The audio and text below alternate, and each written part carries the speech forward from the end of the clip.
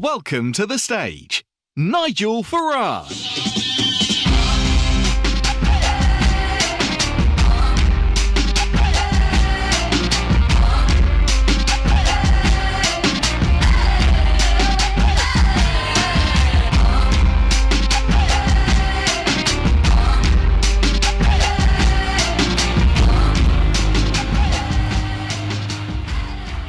Well, thank you. Good morning, everybody. Good morning. I think this has been quite a long-anticipated speech, from what I can gather. Acres of speculation about what our general election strategy is going to be. Well, in the next few minutes, all will be revealed. We are 3.5 years on from that referendum when we all thought we'd done it, didn't we? We all thought we'd beaten the establishment, and we were about to become an independent country. 3.5 years of delay, 3.5 years of a Remain Parliament, a total sellout of Brexit from Mrs May, and from the Labour Party, a complete betrayal of 5 million of their own voters who voted leave in that referendum, and they promised they would respect that vote. And so I suppose in some ways it was no surprise that when a new Prime Minister, Boris Johnson, one with, should we say, slightly more optimism and energy than his predecessor, when he went along to that European summit and the backstop was removed, he cried victory. And I think exhausted Brexiteers, Brexhaustion, I think is the phrase, said, well, if we've got a good deal, isn't that just fantastic? I have to say, I was very, very unhappy with this new EU treaty, with the attached political declaration. And I noticed in the days that followed on that unlike many of those who voted for it, and unlike many of those who praised it and are still today praising it, I actually read it. And I drew the conclusion that it simply wasn't Brexit. There were many concerns. I think the separate status for Northern Ireland and what that might mean for the Scottish debate in years to come and for the Union was part of it. I didn't like the binding commitments to state aid rules, which meant we couldn't, for example, take a strategic decision about an industry like steel. I certainly, having read the text on fishing, realised that it was not going to deliver 200 miles off the North Sea here in the northeast of England. So there were many criticisms that I had of it, but there were two aspects of it that really did stand out for me as being completely unacceptable. The first was that it just did not get Brexit done. It's a very tempting phrase, isn't it? We're going to get Brexit done. I mean, who wouldn't on the Brexit side of the argument, and indeed many on the Remain side of the argument, who wouldn't cheer this coming to a conclusion as quickly as possible? But actually, all these documents do is take us into another set of agonising negotiations, and ones in which there is no question the EU will have the upper hand. Monsieur Barnier, who of course negotiated for the EU in the last 3 years, who did such a good job, he's now been re-recruited by the European Union to do the next phase. Well, we should poach him, really, because he's rather better than our people have been. And he's already said that the trade negotiation will last for 3 years or more. So it doesn't, as it stands, get Brexit done. But the area that really worried me the most was the extent to which we were committing ourselves to regulatory and political alignment. We were binding ourselves in an international treaty to having parallel laws on everything from financial services to fisheries, even taxation. We would not be completely free to set our own rates of VAT or indeed corporation tax. And I said to myself when I looked at that, this really is not Brexit. This is not taking back control. This is not the ability at general elections to choose governments that decide what course of action, what policy areas we choose. And that's why the National Nominating Officer for the Brexit Party last week signed 600 candidate forms because I felt that in a democracy, everybody deserved to have a genuine choice. But the difficulty with that is weighing up what would the consequences be in this election of us fielding that number of candidates. And this has not been easy. Everybody speculated that it would allow Corbyn to win. I don't believe that, but what I do understand fully is that if we do field 600 candidates, there will be a hung parliament. I think that is by far the most likely outcome, which I think is something that very few people really want.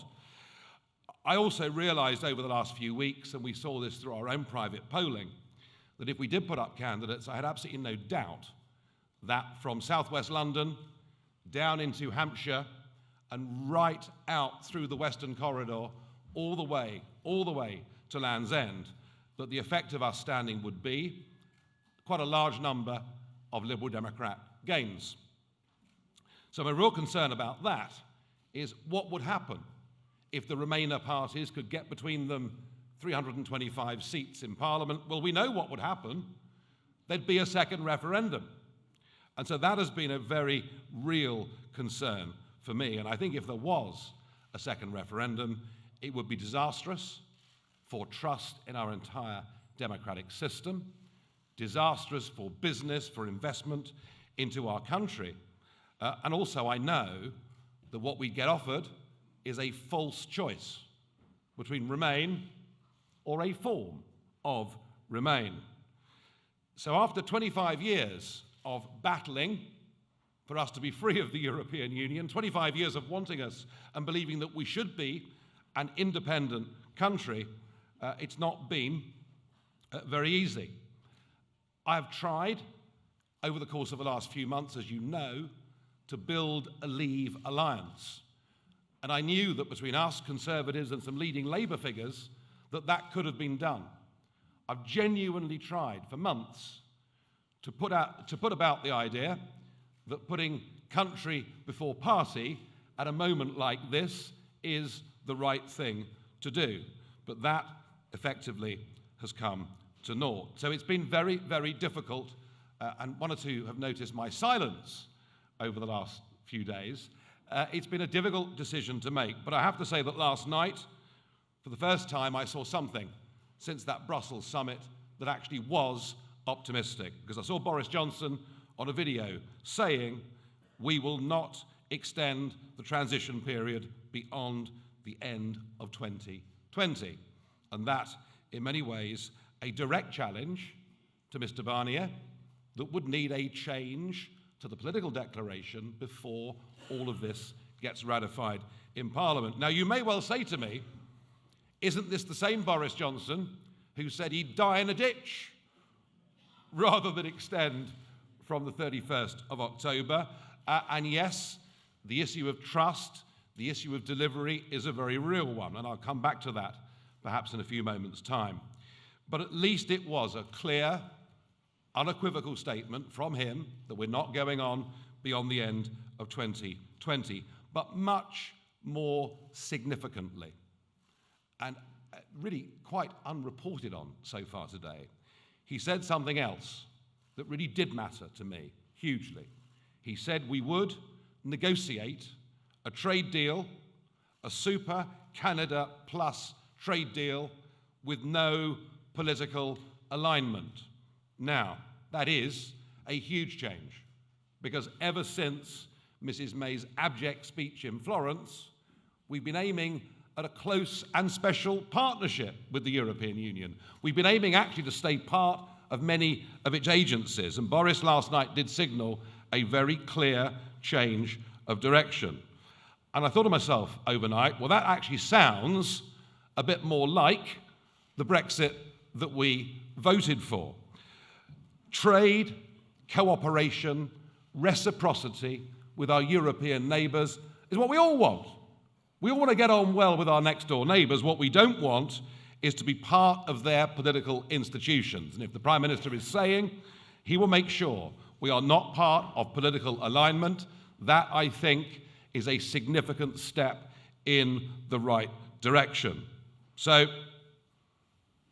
last night, I weighed up Boris's promises, and is he going to stick to them, against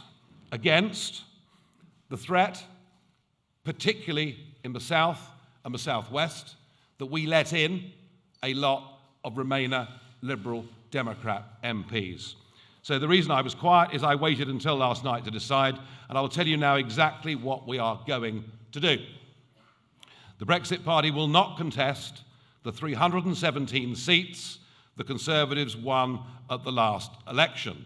But what we will do is concentrate our total effort into all of the seats that are held by the Labour Party, who have completely broken their manifesto pledge in 2017 to respect the result of the referendum, and we will also take on the rest of the Remainer parties. We will stand up and we will fight them all. So we're not going to fight 600 seats.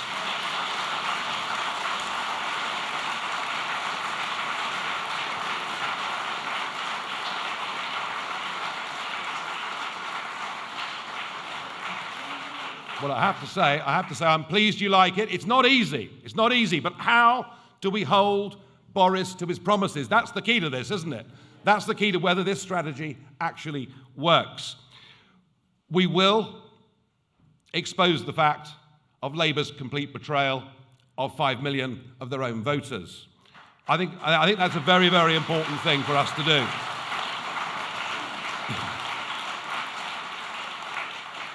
I think it is also fair to say that the London-dominated Labour Party is now thousands of miles away from its traditional safe seats, many that it's held since 1918, and that it actually is the time for seismic change in many of these constituencies. And I think there's a Labour audience out there waiting for that message, waiting to think there is somebody who's actually on their side, waiting to find a party that believes genuinely in investing in the regions, waiting for a party that says we actually need in our country to have sensible immigration controls and not an open door to everybody. These, I think, are the messages that will resonate hard in these Labour areas, and you can absolutely rest assured that the people we're putting up for the Brexit Party to stand in all of these seats are genuine and true. They're doing it not because they want a career in politics, they're doing it because they genuinely want to make a difference to our country. And the way that we keep Boris Johnson to his promises is we have to start to win some of these seats. That's what we need to do in this election.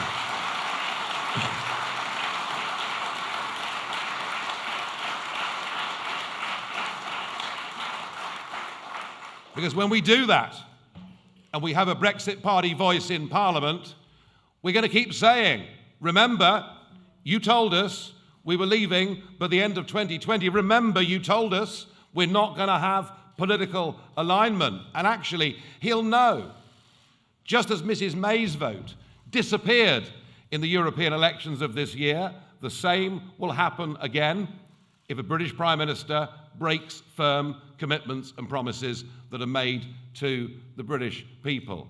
I have got no great love for the Conservative Party at all, but I can see right now that by giving Boris half a chance, by keeping him honest and holding him to account, by getting people in, and by stopping the fanatics in the Liberal Democrats who'd sign us up for everything, wouldn't they? United States of Europe, European Army, you name it. I mean, they even want to revoke the result of the referendum.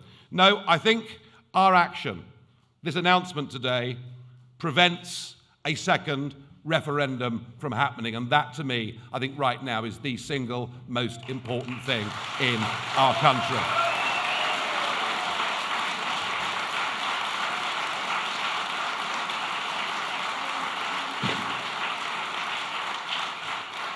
So in a sense, we now have a Leave alliance. It's just that we've done it unilaterally. We've decided ourselves that we absolutely have to put country before party and take the fight to Labour. Thank you very much indeed, everybody. Thank you.